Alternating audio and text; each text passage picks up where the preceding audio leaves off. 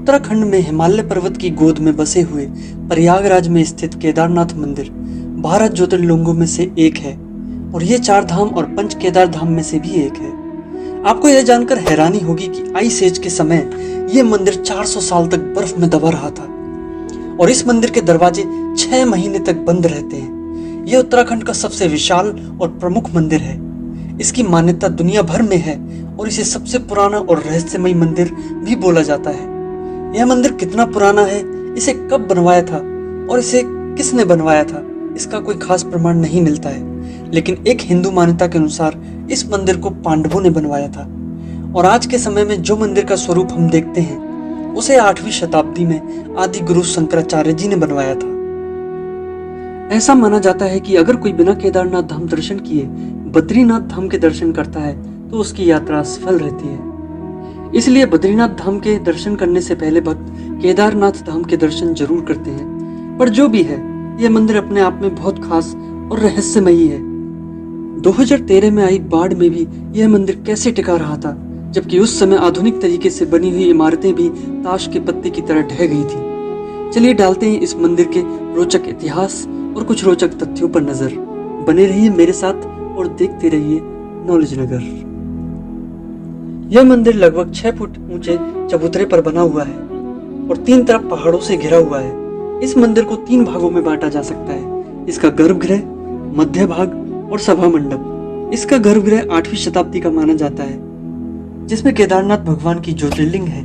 ज्योतिर्लिंग के चारों ओर 4 स्तंभ हैं जो कि 4 वेदों को दर्शाते हैं। ज्योतिर्लिंग के पश्चिमी ओर एक अखंड दीपक है जो कि हजारों सालों से निरंतर जलता आ रहा है, जिसकी जिम्मेदारी वहां के पुरोहितों की है, जो प्राचीन काल से मंदिर की पूजा का काम करते आ रहे हैं। मंदिर के प्रांगण में एक नंदी बैल वाहन के रूप में विराजमान है। प्रातः काल में ज्योतिर्लिंग को प्राकृतिक रूप से स्नान कराया जाता है और उस पर घी का लेपन किया जाता है और संध्या के समय भगवान का श्रृंगार किया जाता है। केदारनाथ धाम न सिर्फ 3 पहाड़ बल्कि 5 नदियों का संगम भी है। मंदाकिनी, क्षीरगंगा, मधुगंगा, सरस्वती और स्वर्णगौरी, जिनमें से 3 नदी तो लुप्त हो चुकी हैं। अगर कुछ प्रमाणों की बात करें तो इस मंदिर का अस्तित्व 1200 साल से ज्यादा का है। इसको बनवाया किसने था, इसका कोई ठोस प्रमाण नहीं मिलता है। इसके पीछे वैसे 2 कहानियां प्रचलित हैं। पहली ये कि महाभारत का युद्ध खत्म होने के बाद पांडवों पर ब्रह्म हत्या और अपने भाई बंधुओं के मारने का पाप लग गया था। उसी से मुक्ति पाने के लिए वो भगवान शिव का आशीर्वाद पाना चाहते थे। इसलिए उन्होंने अपना राजपाट परीक्षित जी को सौंप दिया और खुद शिव के दर्शन के लिए काशी चले गए। पर भगवान शिव वहां नहीं मिले क्योंकि वो पांडवों से बहुत नाराज थे और उनसे बचते हुए घूम रहे थे। वो लोग उन्हें खोजते हुए हिमालय तक आ पहुंचे, पर भगवान शिव उनको दर्शन नहीं देना चाहते थे और वो केदार में जा बसे। उनका पीछा करते हुए पांडव वहां भी आ पहुंचे।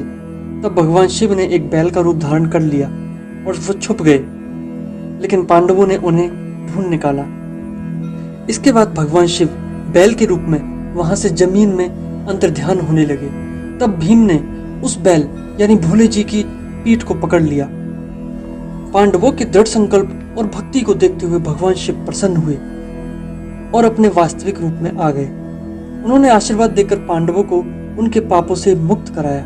इसके बाद वो वहां से चले गए और पीछे बैल की पीठ की आकृति वाला शिवलिंग छोड़ गए और उसी बैल की पीठ जैसी आकृति वाले शिवलिंग को आज तक केदारनाथ मंदिर में पूजा जाता है। ऐसा माना जाता है कि जब भगवान शिव वहां से अंतर्ध्यान हुए तो उनके धड़ के ऊपर का भाग काठमांडू में जाके प्रकट हुआ।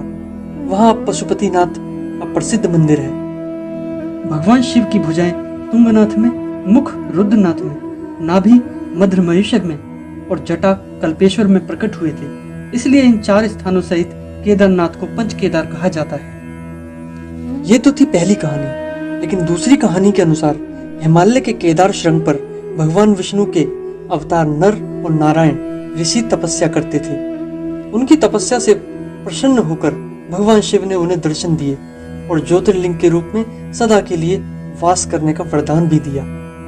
तो ये था केदारनाथ मंदिर का धार्मिक रोचक इतिहास।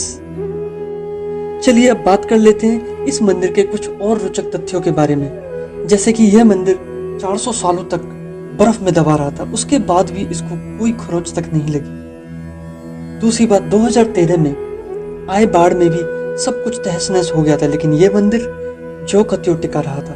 आखिर क्यों, कैसे, क्या होगा इसके पीछे का राज? आइए चर्चा करते हैं।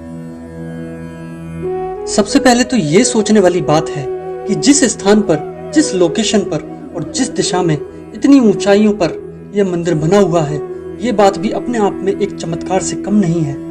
और यह मंदिर जिन पत्थरों से बना हुआ है वो पत्थर भी काफी विशाल हैं, और वो पत्थर उस जगह के हैं ही नहीं। इसका मतलब इन पत्थरों को कहीं और से लाया गया होगा। तो सवाल यह है कि उस समय में जब कोई ऐसी विशाल मशीन नहीं थी कि इतने विशाल पत्थरों को उठा सके, तो वो वहां तक कैसे पहुंचे होंगे? क्योंकि इस मंदिर की हाइट समुद्र तल से लगभग 11,700 फीट ऊपर है, और उन पत्थरों को बिना सीमेंट के किसी खास तरह की टेक्निक, जिसे इंटरलॉकिंग टेक्निक कहते हैं, उससे जोड़ा गया था। ऐसी टेक्निक उस समय में यूज करी गई थी जब कुछ भी नहीं था, विज्ञान इतना आगे नहीं था, और यह मंदिर इतनी मजबूती से स्ट्रक्चर्ड है कि 400 साल बर्फ में दबे होने के बाद भी इसका कुछ नहीं बिगड़ा। जी हाँ, आपने बिल्कुल ठीक सुना। केदारनाथ में 2013 में आई तबाही के बारे में तो आप सबको पता ही है, लेकिन इससे पहले भी 13वीं शताब्दी से 17वीं शताब्दी तक यह मंदिर बर्फ से ढक गया था, क्योंकि वो समय भारी बर्फबारी यानी कि आइस एज का था। उस समय केदार का पूरा क्षेत्र बर्फ में दब गया था। मंदिर की भारी दीवारों पर आज भी बर्फ के टकराने के निशान मौजूद हैं। इसके बाद 2013 में आई तबाही, जिसमें करीब 10,000 भक्त मारे गए थे और बहुत से लोगों की लाश भी नहीं मिली थी। सब कुछ तहस नहस हो गया था और सारे रास्ते भी ध्वस्त हो गए थे, लेकिन इस मंदिर को जरा भी नुकसान नहीं पहुंचा था। और इसका एक खास कारण था बाढ़ के पानी के साथ आई एक बड़ी सी चट्टान, जो कि मंदिर के पास आकर रुक गई थी, और उसने बाढ़ के पानी को 2 भागों में बांट दिया था, जिससे मंदिर को कोई हानि नहीं पहुंची। यह बात भी किसी रहस्य से कम नहीं है। इसे भगवान शिव का चमत्कार कहना गलत नहीं होगा। तब से इस बड़ी शिला को भीमशिला के नाम से जाना जाता है और इसे पूजा भी जाता है। इतनी भयंकर बाढ़ में डटे रहना, इसके और भी रीजन हो सकते हैं, जैसे कि इस मंदिर का स्ट्रक्चर, जो कि मैंने थोड़ी देर पहले बताया, और इस मंदिर का एक खास स्थान, लोकेशन और दिशा में बना होना। लगता है जैसे बनाने वाले ने सोच समझकर इसको बनाया था, सारी प्राकृतिक आपदाओं को ध्यान में रखते हुए। बट सवाल वही, ये सब उस समय में कैसे किया होगा जब विज्ञान इतना उन्नत नहीं था? जो भी है, यह मंदिर अपने आप में बहुत रहस्यमयी और मजबूत है, जो इतनी सदियों से टिका हुआ है। इस मंदिर के कपाट सर्दियों में बंद कर दिए जाते हैं और सारे स्थानीय लोग और दुकान वाले नीचे चले जाते हैं, क्योंकि उस समय में यहाँ भारी बर्फबारी होती है और केदारनाथ जाने के सारे रास्ते बंद कर दिए जाते हैं। कपाट बंद करने से पहले पुजारी यहाँ पूजा करके दीपक जला के जाते हैं, और 6 महीने बाद जब वो मंदिर को खोलते हैं तो वो दीपक उन्हें जलता हुआ मिलता है, और मंदिर गंदा भी नहीं रहता। इसके पीछे लोगों का मानना है कि उस दौरान यहाँ पर देवी देवता आकर भगवान शिव की आराधना करते हैं। 2013 में आए प्राकृतिक आपदा के कई महीनों बाद जब इस मंदिर को दोबारा ओपन किया गया था, तब भी वो ज्योत उसमें जलती हुई मिली थी। जय भोलेनाथ की, और धन्य है हमारा भारत, जहां ऐसे मंदिरों की कमी नहीं है।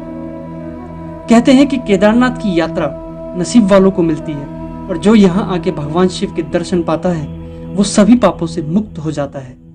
पुराणों में यह भविष्यवाणी की गई है कि भविष्य में केदारनाथ धाम लुप्त हो जाएगा। उनके अनुसार नारायण की शक्ति से पहाड़ों का आपस में मिलन होगा और यहाँ पर स्थित सभी धाम लुप्त हो जाएंगे, जिनमें से केदारनाथ और बद्रीनाथ धाम प्रमुख हैं। तो इन धामों को लुप्त होने में तो अभी हजारों साल लग जाएंगे। तब तक आप भी जीवन में एक बार केदारनाथ जरूर जाइए और अपने सभी पापों से मुक्ति पाइए। और जो लोग गए हैं वो अपने एक्सपीरियंस मुझे कमेंट बॉक्स में लिखकर बता सकते हैं। अगर किसी को इस मंदिर के बारे में और अधिक कुछ पता है तो वो भी मुझे शेयर कर सकते हैं। वीडियो शेयर करें, लाइक करें और सब्सक्राइब कीजिए नॉलेज नगर को। मिलते हैं अगली वीडियो में, तब तक के लिए जय हिंद, जय भारत, जय भोलेनाथ।